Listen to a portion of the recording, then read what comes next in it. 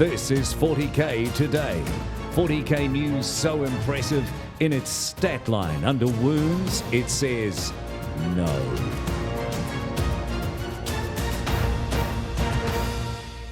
Hi there, folks, and welcome to 40K Today. This is your daily 15-minute news, views and interviews show that covers the whole hobby of Warhammer 40,000. We get competitive, we love the hobby stuff, we meet community members, we're going to do it all. Today is Thursday, the 28th of May. I'm your host, Steve Joel, and today on the show, we talk to the head judge at the LVO, a tournament that this year had 800 players at it. Can you imagine? That is such a big job. So pretty soon, John Damaris is going to talk to Adam Solis about wrangling all of those players. And any second now, part two of our conversation with Paul Coburn, one of the early editors of White Dwarf magazine, about the birth of 40K. But first, let's have a look at what's going on in our hobby. The Warhammer community team is crazy busy right now previewing rules, and there are some big ones, like literally big. Chaos Knights have some new strats and rules coming, and all the new AdMech toys have some good things on the way as well. One of the most talked about is the flying Archaeopters being able to turn off aura abilities when they get within 6 inches. They've also previewed some of the core rules changes coming with new 40K, and some of them have massive implications, a cap on modifiers. This has got a lot of people talking backwards and forwards about what qualifies as a modifier and what qualifies as an aura, and I guess all the clarification is coming. We'll just have to wait a little longer. They've also, the Warhammer community team, given us a detailed breakdown of that amazing preview trailer. I just want to start my Necron army again. Anyone else with me on this? You're suddenly thinking Necrons? So I can get that massive Scorpec Lord model. If the rule of cool was worth points, that guy just wins. We're running a poll right now on the 40K Today Facebook page, and we're looking for the answer to this. Will the new edition of Warhammer 40K fix imbalances within the game? We're getting a massive response to this. Hundreds of votes in, and at the moment, 56% say yes. They think ninth, we're going to call it ninth, is looking good to address the balance. Fumiki commented, depending on how the new system plays, it could be great. Some of the info in the 9 Things video sounded like fun, but I still need more info on them. I hope it does improve things, but there will always be that meta list that stretches the rules, so it'll be interesting to see how that goes. For Mickey, thank you very much for your comment. Thanks to everybody that's commented. If you want to get involved in the conversation, head to our Facebook, 40K Today. Okay, let's get on with this. Everybody is talking about the brand new edition of 40K. So we thought it would be cool to go back to when and where it all began. Nottingham, England, 1987. So let's head back there now. In the lead up to the launch of 40K, Paul Coburn was working at Games Workshop as editor of White Dwarf magazine. These days, he lives in Wellington, New Zealand, not far, in fact, from my house. So we caught up and we talked about the birth of the great game we know as 40K. Paul, you were there just before and just at the start of the birth of the game that we love on this podcast, Warhammer 40,000. Can you tell us about Games Workshop and about what was going on in the company when the game started? Sure. In the previous episode, we talked about how Citadel had taken over Games Workshop, and the guy in charge of Citadel, Brian Ansell, huge Toy Soldiers fan, had been in the industry for yonks, and so he's now kind of driving product policy. The first thing that was being done as I arrived was Warhammer Fantasy Battle. But all the time I was there, which was a 3-year period, the conversation was all about Warhammer 40K, what could be done with Warhammer-style battle rules, skirmish rules, in a science fiction setting. So bit by bit, a discussion is taking place about the style of the thing, about how it's going to play out. And it really then focused on a guy called Rick Priestley, who was going to write the thing. And he became the guru that drove all of the initial concepts behind it, obviously with Brian's input and occasional snippets in from the rest of us, creating this product And literally, as I'm leaving, Rick is pounding out the words on this thing. Excuse me. And there are play tests and what have you going on in the studio. And I did a little bit of editing both before I left and just after as a freelancer. But yeah, the credit for the original Warhammer 40K is all down to Rick Priestley, great guy, clever designer, and started off everything that you're now enjoying today. Yeah, but it's grown so big, hasn't it? Do you think? Yeah. Do you think the team involved at the time genuinely had this idea that it would be as big and broad ranging as it is now? No, and I can say that absolutely confidently. Warhammer Fantasy Battle was the big dog. There was this belief that you could turn out armies of elves and dwarves and whatever else until the cows came home, and that was your cash cow. And Warhammer Fantasy Battle, the book, sold incredibly well, first edition. So yeah, things are just focused around that. So the idea that you could run a parallel thing, this was like, well, if this does well, if this does okay, that'd be great. That's more miniatures sold. That's more products sold. That's all good. But nobody thought that, if you peer into the shop front of a Warhammer store, as they're now called, today, it's 40K is the imagery that hits you, not Fantasy Battle. Right. Now, the other thing we've got to remember at this time, Star Wars has come out and been a big thing. I think we're on to Star Wars movie 2 or 3 by then. So they must have seen something there and gone, not that I'm saying there's any kind of use of that imagery, but just the idea that sci-fi was a big deal. And they must have been pondering it for a while and looking at ways to turn that into some money. Yeah, I think you can see the influence. I mean, I know Alien and what have you they were big films around that time that kind of appealed to people in the studio. Starship Troopers. Yeah. You can see in the way that, for example, the original Space Marines are kind of are portrayed. You can see that kind of hard sci-fi elements coming through from other media, but obviously everything that was crafted by Rick was set in this. Originally, it wasn't going to be this huge spanning thing that it was going to include, emperors and holy orders and all this stuff. It was just going to be a way for Space Marines to fight aliens. But yeah, it caught on enormously, and first edition sold pretty well. I think even then it was still the case that Fantasy Battle was the bigger of the two dogs. But just, year on year as things went on, it was 40K that people kind of got behind, and kids in particular got behind and were buying and painting the miniature.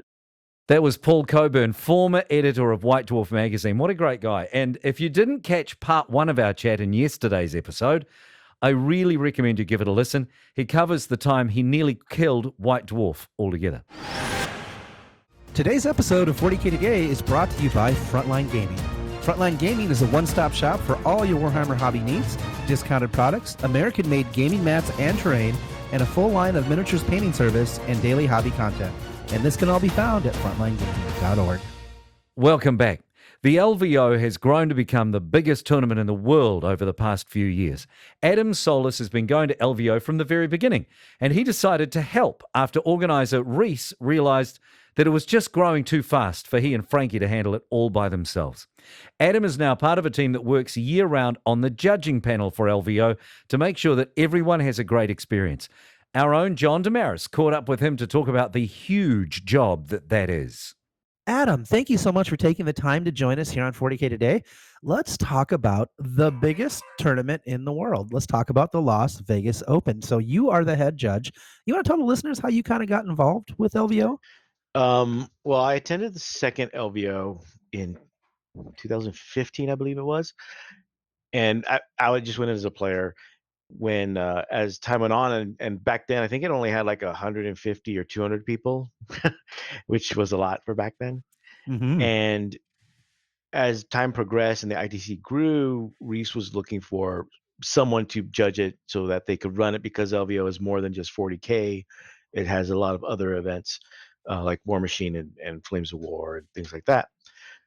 So having to handle all that, I think Reese and Frank were looking for somebody to handle the judging aspect of it.